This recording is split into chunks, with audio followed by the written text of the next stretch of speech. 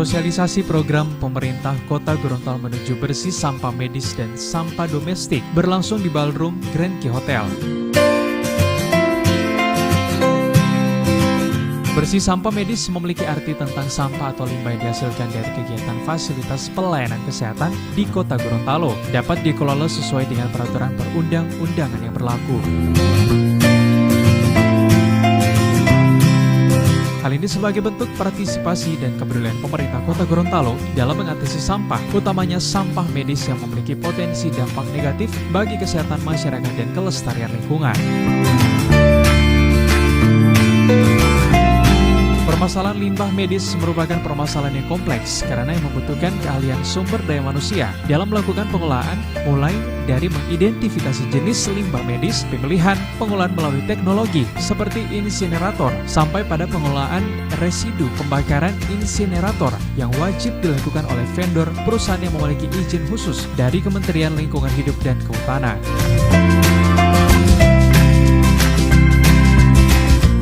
Untuk program 3 bulan bersih sampah, pemerintah Kota Gorontalo akan melaksanakan program 100 hari Kota Gorontalo menuju bersih sampah medis. Adipura tingkat kelurahan, langit biru, laut biru dan kota hijau, gerakan bank sampah, 50 kelurahan dan TPS 3R di 9 kecamatan. Prosedur tetap yang memang sudah digariskan oleh peraturan perundang-undangan. Sebagai bentuk partisipasi dan kepedulian dari pemerintah dan masyarakat Kota Gorontalo dalam mengatasi masalah sampah, utamanya sampah medis yang memiliki dampak negatif terhadap kesehatan masyarakat dan terutama juga kelestarian lingkungan, maka saya mencanangkan seperti yang disampaikan tadi, 100 hari Kota Gorontalo menuju bersih sampah medis.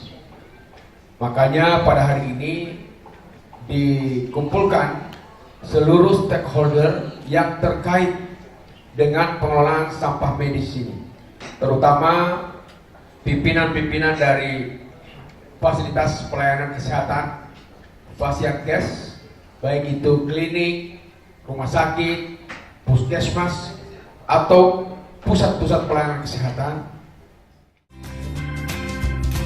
Di bulan Ramadan.